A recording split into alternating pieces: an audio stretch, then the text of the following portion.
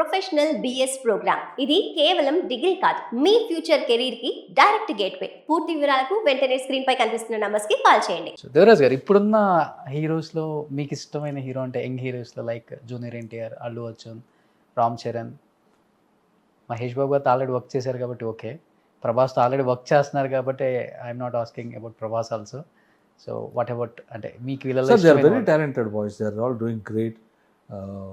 మన జూనియర్ ఎన్టీఆర్ గారికి I think and I see his performances,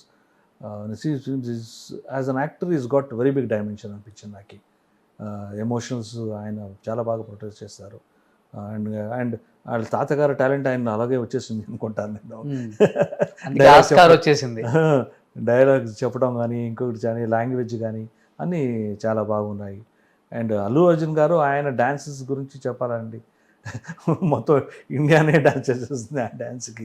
ఆయన డ్యాన్స్కి అందరూ ఫ్యాన్స్, ఎవరు ఇంక్లూడింగ్ లేడీస్. మన ఇంట్లో కూడా ఫ్యామిలీస్ గీట్లీస్ ఎవరు అచ్చా అల్లు అర్జున్ సాంగ్ సినిమా చూసామంటే ఏం లేకపోయినా డ్యాన్స్ ఉంటుంది, బాగుంటుంది అంతే. అంతే అంత అంత అద్భుతమైన డాన్సర్ ఆయన, ఎక్సలెంట్. ఇది అందరికీ ఓవర్ క్వాలిటీ ఉంది. They achieve their places, they are doing good. But ఇప్పుడు రామ్ చరణ్ గారు, జూనియర్ ఎన్టీఆర్ గారు మమ్మల్ని ఆస్కర్ వరకు తీసుకెళ్ళారు. అవును. ఒక నాటు సాంగ్, గ్రేట్ అచీవ్మెంట్స్ కదా అని. అంటే ఇప్పుడంటే పాన్ ఇండియా గురించి రకరకాలుగా చెప్తున్నారు సార్. అంటే ఓవరాల్గా అంటే మీ టైంలో పాన్ ఇండియా లేదు. మీ టైంలో ఒక సినిమా తీసామంటే సౌత్లో అంతా రిలీజ్ అవుతుంది, హిందీలో రిలీజ్ అవుతుంది. అప్పుడు పాన్ ఇండియా అని పేరు పెట్టలేదు కాబట్టి లేదండి, పేరు లేదు అంతే. అప్పుడే ట్రై చేశారండి, లేదు అని చెప్పకూడదు మనం. చాలామంది ట్రై చేస్తారు. దాంట్లో ఒక ఎగ్జాంపుల్ నేను చెప్పగలిగితే నా ఎక్స్పీరియన్స్లో అంటే మన రవిచంద్రన్ గారు శాంతి క్రాంతి అని ఒక సినిమా చేశారండి. ఓకే. ఆ సినిమాలో రజనీకాంత్, నాగార్జున, రవిచంద్రన్ గారు. అప్పుడే తమిళ్, తెలుగు, కన్నడలో చేశాడు ఆయన. ఓకే. సినిమా సక్సెస్ కాదు, that is different thing. But attempt was made. Attempts అప్పటి నుంచి చేస్తున్నారండి, అప్పటి నుంచి చేస్తున్నారు. రాజేంద్ర సింగ్ బాబు గారు కూడా అప్పుడు ప్రేమ యుద్ధం చేసినప్పుడు మన కన్నడ, తెలుగు రెండులో చేశాము. అవును, సైమిల్టేనియస్గా. నాగార్జున గారు తెలుగు హీరో, రవిచంద్రన్ గారు కన్నడ హీరో. నేను రెండులోనూ విలన్గా ప్లే చేశాను. అప్పుడే ట్రై చేశారు చాలామంది, అప్పుడప్పుడే ట్రై చేస్తూ ఉన్నారు. బట్ ఇప్పుడు దానికి స్పాన్ కరెక్ట్గా దొరికింది, బ్రైట్ ఎక్స్పోజర్ దొరికింది. ప్రాబబ్లీ అప్పుడు ఎందుకు రీచ్ కాలేజ్ జరిగిందంటే అప్పుడు మనకి వేరే మీడియాస్ లేదు కానీ, శాటిలైట్ టీవీస్ కానీ ఏదో యూట్యూబ్ అసలు ఎంత ఇది లేదు అసలు మీ టైంలో, ఆన్లైన్ మీడియాస్ ఏదీ లేదు కదండి మనకి. వాళ్ళకి పబ్లిష్ ఏం చేయాలన్నా మన పోస్ట్ వేస్ట్ కానీ తెలుస్తుంది సినిమా వచ్చిందిరా అని. ఒక సినిమా రిలీజ్ అయితే పోస్టర్ లేకపోతే పేపర్ ప్రింట్ మీడియాలో పబ్లిసిటీ వస్తే తెలిసేది. ఇప్పుడు అలా కాదు కదా. ఇప్పుడు ఏంటంటే ఒక సినిమా ఈరోజు ఇక్కడ బెంగళూరు రిలీజ్ అయిందంటే మీరు next day morning, next day afternoon హైదరాబాద్లో అడగండి, చెన్నైలో అడగండి, కొచ్చిన్లో అడగండి, చెప్తారు ఆ సినిమా ఎలా ఉంది అని. అవును. ఆ రోజులు అది కాదు కదా. ఒక సినిమా రిలీజ్ అయితే అది ఇక్కడ ఒక 50 days 100 days పోయిందంటే అప్పుడు అడుగుతారు, ఏదో సినిమా అక్కడ 100 days పోయిందంట, ఏ సినిమా అది. So that was the position then. అవును. So it reach the total country or the world market was difficult. Now it is easy to reach and we can got opportunity to do better business and better cinemas. Veerappan అని ఒక cinema తీశారు కదా sir, ఆ టైంలో ఎలా అనిపించింది overall? ఎందుకంటే world వైడే famous ఆయన. ఇప్పుడు వీరప్పన్ గారిని తలుచుకున్నా కానీ గూస్ బంప్స్ ఒక్కొక్కరికి. మీకు అసలు ఆ సబ్జెక్ట్ చేసేటప్పుడు కానీ, సబ్జెక్ట్ వినేటప్పుడు కానీ, షూట్ చేసేటప్పుడు కానీ, షూట్ జరిగి థియేటర్లో రిలీజ్ అయిన తర్వాత వచ్చిన కాల్స్ గురించి కానీ ఏం చెప్తారు? అది different experience, totally different experience. ఆ సబ్జెక్ట్ గురించి చెప్పాలంటే చాలా ఉంది. ఫస్ట్ ఆ సబ్జెక్ట్ తీసుకువచ్చిన మన డైరెక్టర్ రవీంద్ర కానీ, సబ్జెక్ట్ రాసిన సిజి కృష్ణ స్వామిని, వాళ్ళు వచ్చి చెప్పారు ఇలా ఉంది చేయాలి. నేను ఇమీడియట్గా చెప్పాను, ఎందుకంటే అప్పుడు ఆయన చాలా యాక్టివ్గా ఉన్నాడు. వీరప్పన్ వాజ్ వెరీ యాక్టివ్ దాన్ని. నేను చెప్పాను, ఎలా సార్, ఎందుకు అన్వాంటెడ్ కాంట్రవర్సీ, పోలీసు పడింది, వెనకాల పడింది, అన్నీ జరుగుతున్న రోజు పేపర్లో వస్తూనే ఉంది, ఎందుకు? లేదు మీరు చేయండి, అది ఇది 2-3 డిస్కషన్లు అయింది. సరే డిస్కస్ అయిన తర్వాత ఓకే, ఒక ట్రై చేస్తాం, బాగుంటుంది, ఏం పోయింది అని ఓకే సార్ అన్నాను. ఓకే సార్ అనగానే మా వైఫ్ రివర్స్ అయిపోయింది. వద్దు, అస్సలు వద్దు, మనకి ఎందుకు కావాలి రిస్క్. మా పెద్ద కొడుకు ఉన్నాడు, చిన్న కొడుకు లేదు ఇంకా, అక్కడికి వెళ్ళాలి, ఫారెస్ట్కి వెళ్ళాలి, ఫారెస్ట్లో ఉండాలి, ఇది అది వద్దు వద్దు అని కన్విన్స్ అయ్యి ఇలాంటి చాలా మీటింగ్స్ జరిగి ఆఖరికి ఆయన డైరెక్టరు రైటర్ వచ్చి చెప్పారు. అప్పటికి వాళ్ళు చెప్పింది అంటే మనం ఈ సినిమా చేస్తున్నాము, ఈ సబ్జెక్ట్ చేస్తామని ఆయనకు తెలుసు. వీరప్పన్ గారికి కూడా ఆయన ఇంటర్ఫియర్ కాడు. This assurance we can give you. సరే అని కన్విన్స్ అయ్యి చేస్తున్నాను. మా వైఫ్ ఒకే కండిషన్ ఇచ్చింది. సరే మీరు చేస్తారు కదా చేయండి, ఆయన ఒక కండిషన్, మీరు ఎన్ని రోజులు అక్కడ ఫారెస్ట్ షూటింగ్ ఉంటాం అన్ని రోజులు నేను నా కొడుకు మీతో ఉంటాం. ఓకే. ఇక్కడ కూర్చొని మేము టెన్షన్లో ఉండలేము, అక్కడ ఏమైందని, మేము అక్కడే వస్తామని. నేను మీకెందుకు రిస్క్, ఆ ఫారెస్ట్ అది అని, లేదు అదంతా కుదరదు, మేము అక్కడే వస్తాం. వాళ్ళు సరే ఆ కండిషన్ ఒప్పుకున్న తర్వాత వాళ్ళు ఓకే అన్నారు. వెళ్ళి ఆ సినిమా చేశాము. చేసేప్పుడు అక్కడ అప్పుడు చాలా యాక్టివిటీస్ జరుగుతాం, పోలీస్ యాక్టివిటీస్. అది పోలీస్ పర్మిషన్ తీసుకున్నారు, వీళ్ళు అన్నీ చేశారు. అప్పుడు శ్రీనివాసన్ కూడా ఉన్నారు, ఆయన ఇంకా డిఎఫ్గా ఉన్నాడు. శ్రీనివాసన్ తెలుసు కదా, తెలుసు. ఆయన తల నరికేశాడు ఆయన. అవును. తర్వాత ఆయన ఉన్నాడు అప్పుడు ఇంకా. తల నరికింది ఇది అయిపోయిన తర్వాత కదా? ఇది అయిపోయిన తర్వాత సరే వెళ్ళాము, ఫారెస్ట్లో షూటింగ్ చేశాము. అక్కడ ఆయన సైడ్ నుంచి అరెస్ట్ చేసిన వాళ్ళు కొంతమంది ఉన్నారు. నాకు భయం వేస్తూనే ఉంది, ఎందుకు ఒప్పుకున్నాను. ఇది ఈ ఆర్టిస్ట్ అనేది ఒక అర్జీ ఉంటుంది కదండి, ఛాలెంజ్ చేయాలి. దాంట్లో ఇరికిపోయాను నేను. సరే వెళ్ళి విలేజ్లో దిగుగానే అక్కడ ఆ విలేజ్ జనాలంతా క్యూరియాసిటీగా కాస్తున్నారు. అంటే వీరప్పన్ విలేజ్ అది, గోపినాథం ఆయన పుట్టిన ఊరు, ఆయన ఉన్న ఊరు. వెళ్ళి దిగగానే అందరూ జనాలంతా ఉన్నారు. నేను దిగాను, వాళ్ళందరూ అడుగుతున్నారు ఎవరు వీరప్పన్. నాకు వినపడతా ఉంది, నాకు తమిళ కూడా వచ్చు కదా బాగా. అంటే చూపి వాళ్ళు ఆయన అంటే నవ్వుకుంటున్నారు, వీడు పోయి చేస్తాడా అని. అప్పుడే కొంచెం డిసప్పాయింట్ అయింది, రియాక్షన్ ఇలా ఉంది. సరే ఓకే ఏం చేస్తామని చెప్పి వెళ్ళి మేకప్ కిట్ వేసుకొని గీసాలా పెట్టుకొని రమ్మంటే ఊరు వీధిలో నడిచి రావాలి. అక్కడ వెహికల్స్ ఏం పోదు. ఊరు మధ్యలో ఒక పంచాయతీ కట్టలాగా ఉంటుంది కదా, అక్కడ ఒక సీను. ఆ ఊర్లో నడుచుకుంటూ వెళ్తుంటే ఒక ముసలాయన సైడ్లో కూర్చొని ఇలా బీడీ తాగుతూ ఉన్నాడు. తెలుసు కదా విలేజ్లో ముసలోళ్ళు సైడ్లో కూర్చొని ఉంటారు. కూర్చొని అంటే ఇలా చూసి ఏ మాపలే అన్నాడు. నేను ఏంటి ఇలా పిలుస్తాను, తిరిగి చూశాను. అన్నాడు. సరే అక్కడ పక్కన ఉన్నాడు, అడిగాను నేను, ఏంటి ఆయన ఎందుకు నన్ను మాపలే అని పిలిచాడు? ఎందుకు మాపలే అని పిలిచాడంటే, లేదు వీరప్పని ఇక్కడ అందరూ అలాగే పిలుస్తారు. ఓయవ్వా, కొంచెం ధైర్యం వచ్చింది. వాడిని ఆయన పేరు పెట్టి నన్ను పిలిచాడంటే కన్విన్స్ అయ్యాడు, ఎక్కడో ఒక దీంట్లో కన్విన్స్ అయ్యాడని. అప్పుడు కొంచెం కాన్ఫిడెన్స్ వచ్చింది. అప్పుడు యాక్ట్ చేసిన ఆ సీన్ చేసేప్పుడు ముందు నవ్వారే వాళ్ళు ఉన్నారు అక్కడ. ఆ సీన్ చేసిన తర్వాత వాళ్ళు వచ్చి నల్లపంటిగా అన్నారు. కాన్ఫిడెన్స్ చేశాను. చాలా ఇన్సిడెన్సెస్ జరిగాయి అక్కడ. బట్ రియల్ లైఫ్ సన్నివేశాలు రియల్ లైఫ్లో తీస్తున్నప్పుడు కొన్ని గూస్ బంప్స్ అనిపించినాయి మీకు కూడా? చంపేసిన సందర్భాలు. అవునవునవును. ఒక్క సీన్ అయితే ఆ గోపినాథం విలేజ్ నుంచి ఒగేనికల్ ఫాల్స్ వెళ్ళటానికి ఒక కచ్చా రోడ్ ఉందండి. ఓకే. ఆ గోపినాథం విలేజ్ నుంచి దాదాపు ఒక 11 కిలోమీటర్స్ ఉంది అనుకుంటాను. అక్కడి నుంచి బయట ఒక 3 కిలోమీటర్స్ ఒగేనికల్ ఫాల్స్. సరే అది ఆయన 11 మంది పోలీస్ ఆఫీసర్స్ని అంబిష్ చేశాడు కదా, ఆ స్పాట్ అది. అదే స్పాట్లోనే షూటింగ్ చేశాం. ఆ స్పాట్కి వెళ్ళాము, షూటింగ్ జరుగుతూ ఉంది. ఎట్టు పరిస్థితిలో 5 o'clock ప్యాకప్ చేసుకొని వాపస్ గోపినాథం వచ్చేయాలి. పోలీసు వాళ్ళు ఇచ్చిన కండిషన్ కూడా అదే. ఆ తర్వాత మేము ప్రొటెక్షన్కి వెళ్ళాము. సరే ఓకే అని చేస్తుంటే ఒక 3 o'clock లాగా ఒక మనిషి వచ్చాడు. వచ్చి కూర్చొని ఇలా వాచ్ చేస్తున్నాడు. సన్నగా ఉన్నాడు. అందరికీ డౌట్ ఎవరు అని తెలియదు ఆయన, ఎందుకంటే ఇట్స్ టోటలీ డీప్ ఫారెస్ట్, అక్కడ ఎవరు రావడానికి. సరే ఎవరు అని తెలియదు. సరే ఉండలే మనకెందుకు అని అన్నీ షూటింగ్ అన్నీ చేసాము, షూటింగ్ అన్నీ అయిపోయింది. ఇది ఇలాగా చిన్న చిన్న కొండలు, ఆయన ఇక్కడ రోడ్లో కూర్చో ఉన్నాడు. ఆ కొండల నుంచి షూటింగ్ చేసి అన్నీ చేసి కిందికి దిగి వచ్చాను. దిగి వచ్చి కాస్ట్యూమ్ చేంజ్ చేయడానికి షర్ట్ ఇలా తీస్తుంటే వెనకాల ఎవరో ట్యాప్ చేశారు మిమ్మల్ని. ట్యాప్ చేస్తే తిరిగినా ఈయన వీరప్పన్ గారా? నల్లబండ్రా అన్నాడు. నేను అన్నాను, ఇలా తిరిగేశాను.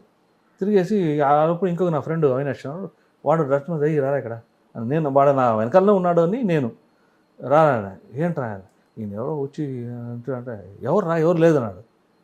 ఏంటి ఎవరు లేదని తిరిగి చూస్తే అప్పుడే దాదాపు 1.5 కిలోమీటర్స్ దూరంలో ఉన్నాడు. ఓకే. దప్ప వెళ్తున్నాడు. నేను ఆ మాట చెప్పనే డైరెక్టర్ అన్నీ కటర్స్, లైట్స్, గీట్స్ అన్నీ మోయటం కష్టం పాపం, దూరం ఉంది కదా. అవన్నీ ఫస్ట్ జీప్లో వేసేసాము. వచ్చిందే 2 జీపులు, అక్కడ 2 జీపులు వేసాము. అన్నీ జీపులు నింపేసి జీపులు నింపదని చెప్పి అందరూ వాకింగ్ 11 కిలోమీటర్స్. ఆ 11 కిలోమీటర్స్ ఎలా నడిచామంటే అసలు ఇలా టచ్ చేసినప్పటికీ ఆ పవర్ ఉంటాడు. ఆయన ఎవరో తెలియదు మాకి. అదో ఎక్స్పీరియన్స్. ఇంకొకటి నైటు. బట్ సినిమా తీసేటప్పుడే ఇంత భయంగా తీశారు. సినిమా రిలీజ్ అయిన తర్వాత పొజిషన్ ఏంటి సార్? నాకు అదేం భయం లేదు. సినిమా రిలీజ్ అయిన తర్వాత నాకే చూస్తాం, ఎవరో వస్తే నాకే స్క్రిప్ట్ ఉంది, ఇవి ఉంది. అండ్ డైరెక్టర్ చెప్పారు కదా, ఆయన పర్మిషన్ తీసుకుని చేసుకుని వాడేం ప్రాబ్లం లేదు, చేయలేడు ఆయన, అలాంటిది ఏమి ఉండదు అని వాళ్ళు కూడా చెప్పారు. ఆ నమ్మకం ఉండింది నాకు. తీసేప్పుడే మనకి చాలా టెన్షన్గా ఉండింది. ఎందుకంటే ఏ మూమెంట్లో ఏ కావాలన్నా జరగచ్చు. అంతే కదా, ఆ టైంలో మంచి పీక్లో ఉన్నారు ఆయన. పోలీసులు కూడా భయపడతారు. సో ఏదైనా జరగచ్చు అని ఒక టెన్షన్ ఉండింది. ఒక 2-3 ఇన్సిడెంట్లు ఇలా జరిగాయి. ఒకరోజు నైట్లో సాంగ్ షూటింగ్ చేస్తూ ఉంటే సడన్గా 2 గన్ ఫైర్లు ఉన్నాయి, సౌండ్ వచ్చింది. ఓకే. కొంచెం అందరూ అలర్ట్ అయ్యాము. అంటే మనకి ప్రొటెక్షన్గా ఒక కానిస్టేబుల్ 2 కానిస్టేబుల్ ఇచ్చారు అంతే, ఇంకెవరు లేదు. ఎందుకంటే వాళ్ళందరూ బిజీగా ఉన్నారు. సరే డైరెక్టర్ని అడిగితే లేదు, మనకేం ప్రాబ్లం లేదు, మనం చేస్తూ ఉంటాము సార్, ఓకే అని చేస్తూ ఉంటే అందరూ విలేజెస్ వాళ్ళంతా కూర్చొని చూస్తున్నారు, షూటింగ్ చూస్తున్నారు. ఒక 15-20 మినిట్స్ అండి, పిన్ డ్రాప్ సైలెన్స్, ఎవరు మాట్లాడలేదు, అందరూ ఇలా కూర్చున్నారు. డైరెక్టర్ అడిగితే మీరు చేయండి సార్ ఏం ప్రాబ్లం లేదు, మనం చేస్తాం అంటారు. ఏంటి చెప్పే సంగతి అని చెప్పట్లేదు. సరే మేము కంటిన్యూ చేసాము, మా షూటింగ్ మనం చేసుకుంటాము. ఆ 15-20 మినిట్స్ అయిన తర్వాత మళ్ళీ కొంచెం రిలాక్స్ అయింది, అందరూ మాట్లాడటం ఏదైనా జరిగింది. సరే బ్రేక్ అని చెప్పారు డైరెక్టర్ గారు. వచ్చి ఏంటి సార్ అని అడిగితే వచ్చి చూసేలారు సార్ ఊరుకోండి.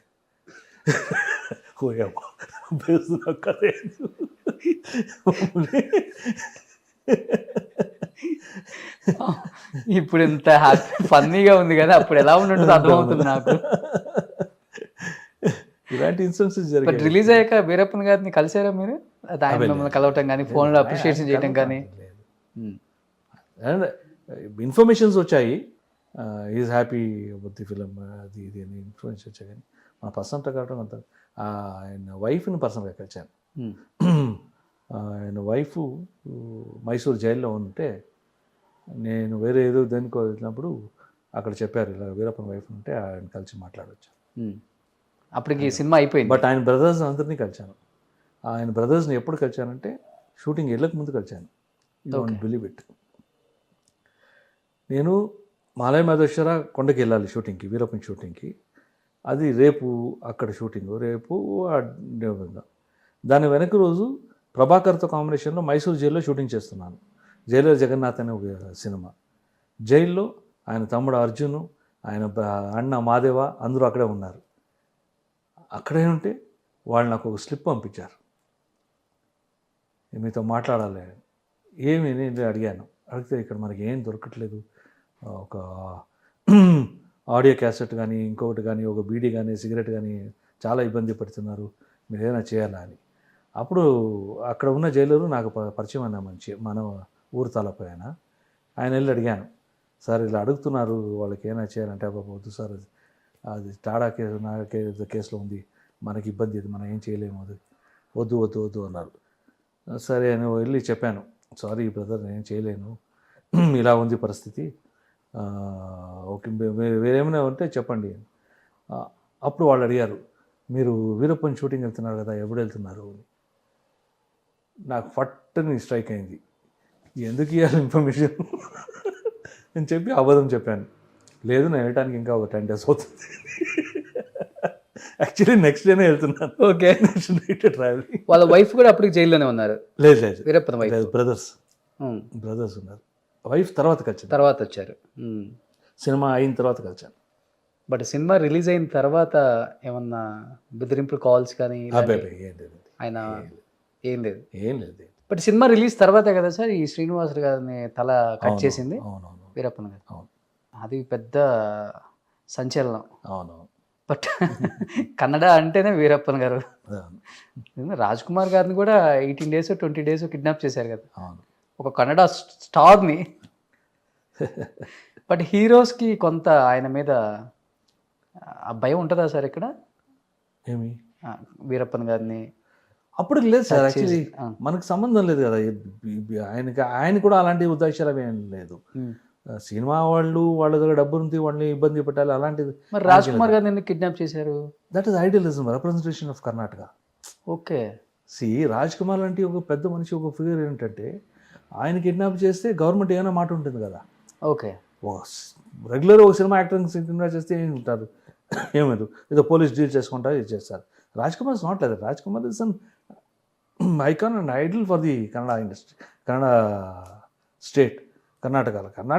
ఆయన ఏంటండి, రాజ్ కుమార్ గారు మాట అంటే గవర్నమెంట్స్ భయపడేది ఇక్కడ. ఆయన ఒక మాట అగేన్స్ట్గా చెప్పారంటే గవర్నమెంట్ ఎప్పుడు ఉక్కులిపోయేది ఇక్కడ. ఓకే. అంత ఫాలోయింగ్ ఉన్న మంచి కదా ఆయన. అవును, అందుకని ఆయనే కిడ్నాప్ చేశారు. అందుకని ఆయన కింద 18 days 20 days అనుకుంటా. పెద్ద అసలుకి ఇప్పటికి మర్చిపోలేదు దాన్ని. అబ్బా అప్పుడు మేము పడిన కష్టాలు ఇది. అయ్యో, మీరు వెళ్ళారా ఎక్కడికి సేవ్ చేయడానికి? చాలా మంది చేయడానికి వెళ్ళలేదు. మనం ప్రొటెస్టులు అది ఇది ఇక్కడ వెళ్ళటం, గవర్నమెంట్తో మాట్లాడటం, ఇలాంటివన్నీ. సో లాస్ట్లో ఉన్న ఈ స్టోరీ అయితే ఎక్సలెంట్గా ఉంది సార్, ఇంట్రెస్టింగ్గా వెళ్ళిపోయింది. వీరప్పన్ సినిమాని చూసినట్టే ఉంది మళ్ళీ మీరు చెప్తుంటే కూడా. బట్ రిలీజ్ అయ్యాక హ్యాపీయా మీరు థియేటర్లో చూసుకున్న తర్వాత? సినిమా చాలా పెద్ద హిట్. పెద్ద హిట్. దానికి నాకు బెస్ట్ యాక్టర్ అవార్డు వచ్చింది. వచ్చినప్పుడు అది కాంట్రవర్సీ అయింది. ఓకే. కొంతమంది అంతా ఈకూడదు, ఆ క్యారెక్టర్కి ఎందుకు ఇస్తున్నారు, ఆ క్యారెక్టర్కి ఇస్తే మీరు వీరప్పని ఎంకరేజ్ చేసినట్టు అవుతుంది, అలీ అని. అప్పుడు వీరప్ప మొయిలీ గారు చీఫ్ మినిస్టర్, ఆయన ఒకే మాట అన్నాడు, నేను ఒక రైటరు, ఎన్నో క్యారెక్టర్లు ఊహించి రాస్తాను, క్యారెక్టర్ జనాలకి నచ్చితే అది తప్పు కాదు, ఈయన ఆర్టిస్టు అలాగే క్రియేట్ చేశాడు క్యారెక్టర్ని, ఆయన కళ చూపించాడు, ఆ కళకి ఇస్తున్నాం మేము వీరప్పన్ కానీ ఇంకొకరు కానీ అని ఆయన నాకు ఇచ్చాడు. సూపర్. అండ్ లాస్ట్ అండ్ ఫైనల్గా సార్, సిల్వర్ స్క్రీన్ మీద ఒక హీరోగా, ఒక విలన్గా, ఒక క్యారెక్టర్ ఆర్టిస్ట్గా సక్సెస్ఫుల్ జర్నీ మీది. అలానే ఇప్పుడు మీరు హీరోలు, మీ పిల్లలు కూడా హీరోలు అయిపోయారు. మీరు హీరో, మీ పిల్లలు హీరోలు అయిపోయారు. ఇంకేంటి లైఫ్లో ఏం అచీవ్ అవ్వాలి, ఇంకా ఇది ఫుల్ఫిల్ చేయాలి, ఇంకా ఇది డ్రీమ్ ఉంది, ఇలాంటివి ఏమైనా ఉన్నాయా? ఒక్కటి, ఒక ఆర్టిస్టు నేను ఫుల్ఫిల్ అయ్యంటే అది తప్పు. ఎందుకంటే this is a creative job. ప్రతిరోజు కొత్తగా ఏదైనా చేయాలి అని అనిపిస్తూ ఉంటుంది. సో ఎన్ని రోజుల వరకు నాకు ఈ అవకాశాలు వస్తాయో వర్క్ చేయడానికి, భగవంతుడు హెల్త్ ఇస్తాడో అన్ని రోజుల వరకు వర్క్ చేస్తూ ఉండేది. దాన్ని మిగిలింది ఏమైనా వస్తే అవకాశాలు, దాన్ని ట్రై చేయాలంటే చేసేది. చాలామంది అడుగుతుంటారు మిమ్మల్ని, మీరు ఎందుకు డైరెక్ట్ చేయలేదు, ఇది చేయలేదు, అది చేయలేదు అని. సో అలాంటి అవకాశాలు చేసేది. ఎంతవరకు హెల్త్ ఉంటుందో అంతవరకు సర్వ్ చేసేది, అంతే. చాలా హెల్దీగా ఉన్నారు. ఇప్పుడు మన యంగ్ హీరోస్కి విలన్గా చేయమన్నా కానీ అంత హెల్దీగా ఉన్నారు. Thank you. ఏంటి సార్ 70 వయసులో కూడా ఇంత అందంగా, ఇంత యంగ్గా, ఏం డైట్ ఫాలో అవుతారా ఏమన్నా? చెప్పాను కదా సార్ అప్పుడే, దొరికింది తింటాను, మోడరేట్ డైట్, అంతే అంతే, ఇంకేముంది. ఏది ఎక్కువగా చేయను, అంతే. ఏ పని చేసినా దానికి తగినట్టు ఎంట్రీ చేయాలని అలాగే చేస్తాను. ఏనా కావచ్చు, ఏ అలవాటైనా కావచ్చు, అన్నీ లిమిట్లోనే ఉంటాయి. ఓకే. భోజనాలు లిమిట్లోనే ఉంటాయి. భోజనాల్లో అది వద్దు ఇది వద్దు అని ఏ రోజు చెప్పును, అన్నీ తింటాను. జిమ్ ఏం లేదు, అన్నీ వెయిట్స్ గీస్ ఏం లేదు, అన్నీ ఫ్రీ హ్యాండ్ ఎక్సర్సైజెస్, వాకింగ్, అది. సో లాస్ట్ ఫైనల్గా ఇంతగా మిమ్మల్ని ప్రేమించి ఆదరించిన తెలుగు ఆడియన్స్కి ఏం చెప్తారు? Sir, I'm really grateful for Telugu audience. నేను అప్పుడు చాలా సినిమాలు అవకాశాలు వచ్చాయి, చాలా సినిమాలు చేశాను. They loved me, they encouraged me. And అంత కాకుండా ఇంత గ్యాప్ ఇచ్చి ఇంత సినిమా ఇప్పుడు తక్కువ సినిమాలు చేసినా కూడా ఇప్పుడు నన్ను గుర్తించి నేను ఒక్క సినిమా చేస్తే దానికి ఇంత పెద్ద రెస్పాన్స్ రావటం, ఇప్పుడు మీరే చెప్పారు, చాలామంది ఫోన్ చేసి మిమ్మల్ని అడిగారు. అవును. భరత్ అని నేను చేసినప్పుడు ఎక్కడున్నారు ఆయన, ఏం చేస్తున్నారు, ఏం తెలియదు అని అంత అభిమానం పెట్టుకున్న తెలుగు శాస్త్రికి ఎప్పుడూ నేను నా వందనాలు చెప్పుకుంటాను. And I always love to work in Telugu industry because I love the language, I love the atmosphere, I have great experiences. చాలా మంచి అనుభవాలు ఉన్నాయి, మంచి గుర్తింపులు ఉన్నాయి అక్కడ. మంచి డబ్బు ఇచ్చింది. ఎప్పుడు ఆ సంబంధాలు అలాగే ఉన్నాయి అనుకుంటాను. సో తొందరలో మేము సలార్లో చూడబోతున్నాం మిమ్మల్ని. సో ఇంకా మంచి మంచి మూవీస్లో ఇప్పుడున్న మా young heroes junior NTR, Allu Arjun, Ram Charan వీళ్ళ సినిమాల్లో కూడా చేయాలి సార్. అంత ఎనర్జీగా ఉన్నారు కాబట్టి మంచి క్యారెక్టర్స్ రావాలి, మంచి క్యారెక్టర్స్ ఇవ్వాలి అని డైరెక్టర్స్ని కూడా నేను అడుగుతున్నాను. ఎందుకంటే ఇలాంటి యాక్టర్స్ని మనం మర్చిపోలేం. సో మీరు స్క్రీన్ మీద కనిపిస్తే ఎలా ఉంటుందో అందరికీ తెలుసు. So soon will see. Thank you sir. Thank you sir. Thank you so much.